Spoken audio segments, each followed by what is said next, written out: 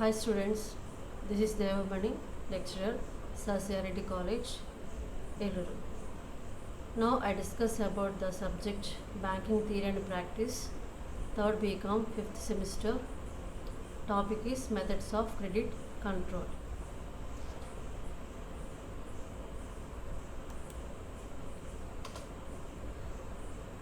Credit control methods are of two types. First one, direct or quantitative methods. Second one, indirect or selective or qualitative methods. In the direct method, we have bank rate, cash reserve ratio, open market operations. In the indirect method, we have margin, credit rationing, moral suspicion, publicity, direct action, credit authorization scheme. Quantitative credit control methods. First one, bank rate.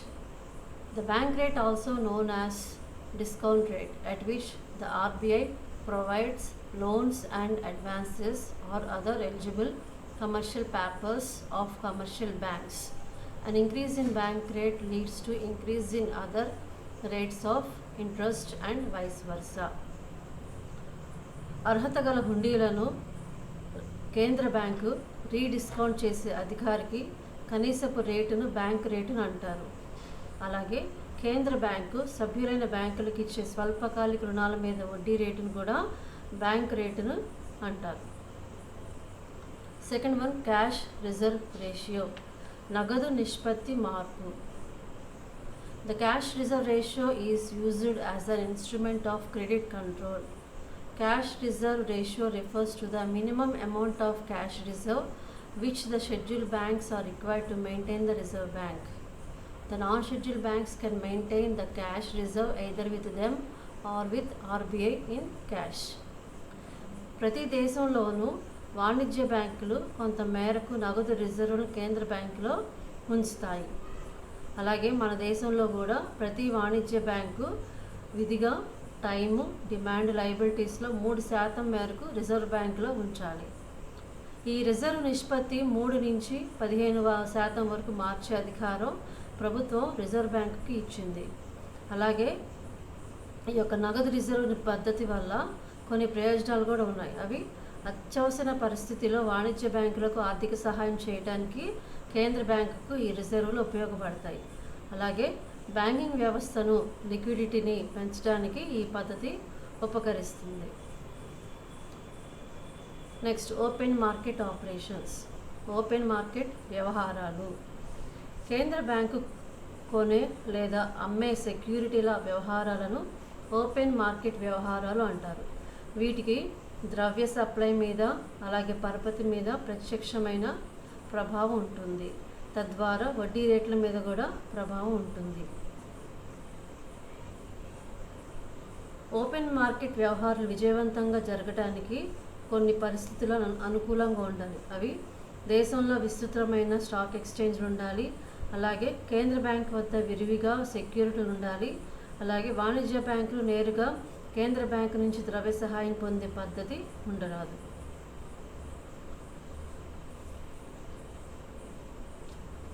Next, qualitative credit control methods. The techniques of qualitative credit control affects all the sectors of the economy. The selective credit control aims to ensure an adequate credit flow to the desired sectors and preventing excessive credit for less essential activities. అంటే quantitative techniques ద్వారా ఏవైతే మన methods చెప్పుకున్నామో ఆ methods అన్నీ కూడా credit control ద్వారా కొన్ని సెక్టార్స్కి effect అవుతుంది. అంటే క్రెడిట్ని కంట్రోల్ చేయడం ద్వారా కొన్ని సెక్టార్స్కి ఎఫెక్ట్ అవుతుంది. ఈ యొక్క సెలెక్టివ్ క్రెడిట్ కంట్రోల్ అనేది దేనికి ఉపయోగపడుతుంది అంటే అవసరమైన సెక్టార్స్కి నగదుని బదిలీ చేయడానికి, అంటే కావాల్సిన వాడికి నగదుని ఇవ్వడానికి, అలాగే ఎక్సెసివ్ క్రెడిట్ని ఇవ్వకుండా, అంటే అవసరం లేని వాళ్ళకి ఎక్సెసివ్ క్రెడిట్ని ఇవ్వకుండా ఉండటానికి ఈ యొక్క మెథడ్స్ అనేది ఉపయోగపడుతుంది. అంటే క్వాంటిటేటివ్ టెక్నిక్స్ ద్వారా ఏ మెథడ్స్ అయితే ఉన్నాయో ఆ మెథడ్స్ అన్నీ కూడా కొన్ని సెక్టార్స్కి ఎఫెక్ట్ అవుతుంది.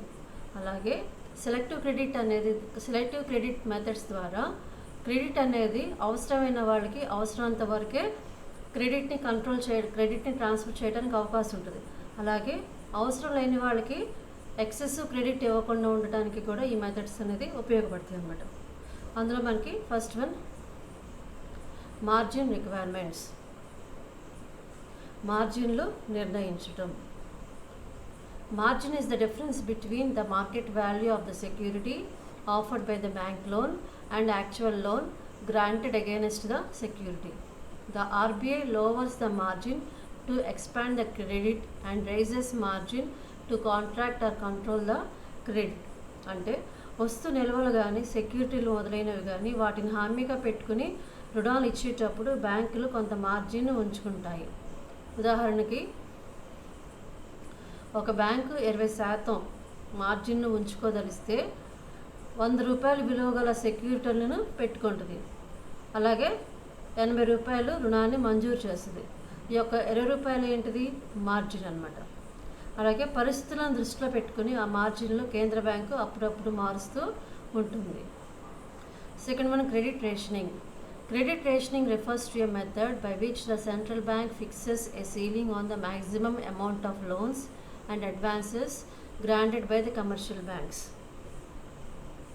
క్రెడిట్ రేషనింగ్ అంటే పరపతి రేషనింగ్. దేనికంటే ఇది వివిధ ప్రయోజనాలకు బ్యాంక్ పరపతి పంపిణీ చేయడం పరపతి రేషనింగ్ అంటారు. అంటే ఏంటంటే ఇక్కడ పరపతి రేషనింగ్ను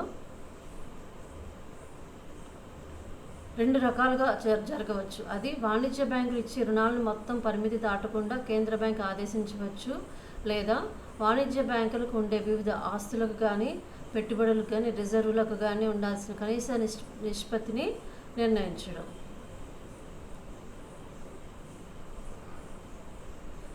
third one moral session. It means strengthening mutual confidence and understanding between the RBI and the banks.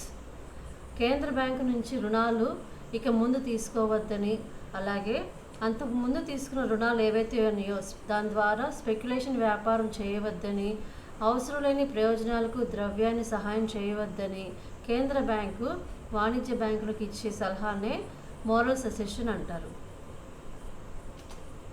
Fourth one publicity. RBI uses publicity as an instrument of credit control. RBI also publishes monthly and annual reports on the trends of various sectors. So publicity అనేది కూడా ఒక credit control instrument అని అంటారు. So RBI publish చేసే reports ఏవైతే ఉన్నాయో, అది monthly కానీ యాన్యువల్ రిపోర్ట్స్ ఏవైతే ఉన్నాయో దాని ద్వారా వేరే సెక్టార్స్ యొక్క ట్రెండ్ అంటే చేంజెస్ అనేది దీని ద్వారా మనకి తెలుస్తుంది. అంటే వేరే సెక్టార్స్ అనేది వాటి యొక్క నిష్పత్తి రేషియో అనేది ఇంక్రీజ్ అయిందా డిక్రీజ్ అయిందా, ప్రజెంట్ ఏ పొజిషన్లో ఉన్నాయి అనేది కూడా ఈ యొక్క యాన్యువల్ రిపోర్ట్స్ ద్వారా తెలుస్తుంది అనమాట. ఈ యాన్యువల్ రిపోర్ట్స్ అనేది ఎవరు పబ్లిష్ చేస్తారు? ఆర్బీఐ పబ్లిష్ చేస్తారు. సో ఇది డేటా కలెక్ట్ చేసి ఆ డేటాని మంత్లీ కానీ యాన్యువల్గా కానీ ఆ డేటా అంతా కూడా ఈ రిపోర్ట్స్ ద్వారా పబ్లిష్ చేస్తుంది అనమాట. ఫిఫ్త్ వన్ డైరెక్ట్ యాక్షన్, ప్రత్యక్ష చర్య. It means the action taken by RBI on the banks which do not follow the line of policy dictated by the RBI. It is a corrective measure which puts pressure on the commercial banks to follow the RBI instructions. అంటే కేంద్ర bank ఆదేశాలను వాణిజ్య బ్యాంకులు కంపల్సరీగా పాటించాలి. ఒకవేళ పాటించకపోతే కేంద్ర బ్యాంకు ప్రత్యక్ష చర్యలకు పూనుకోవచ్చు. అవి ఈ యొక్క ప్రత్యక్ష చర్యలు అనేవి అనేక రకాలుగా కూడా ఉండవచ్చు. అవి ఏంటంటే పరిమితికి మించి తీసుకున్న రుణాల మీద అధిక వడ్డీ చేయవచ్చు, లేదా బిల్లులు కానీ రీడిస్కౌంట్లు కానీ సౌకర్యాలు ఏవైతే ఉన్నాయో అవి పరిమితం చేయవచ్చు. Sixth one credit authorization scheme.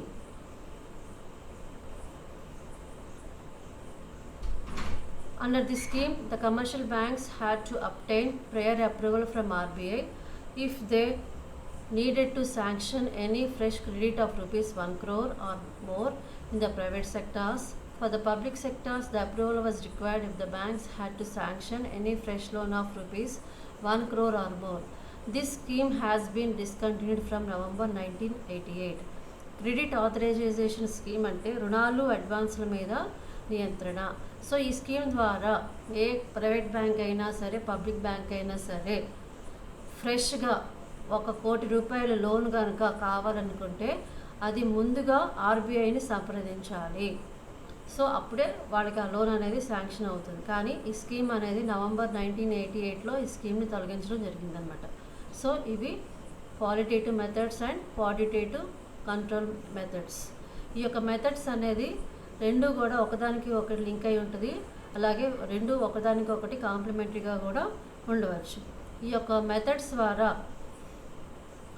ఈ యొక్క మెథడ్స్ యొక్క ఎఫెక్టివ్నెస్ అనేది ఎలా ఉంటుందంటే ప్రాపర్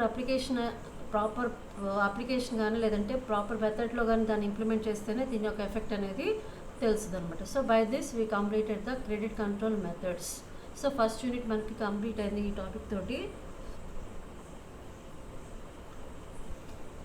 ఫస్ట్ యూనిట్కి సంబంధించి 6 క్వశ్చన్స్ ఉన్నాయి. అవి నోట్స్ ప్రిపేర్ అవ్వండి. 6 క్వశ్చన్స్ ప్రిపేర్ అవ్వండి. Thank you.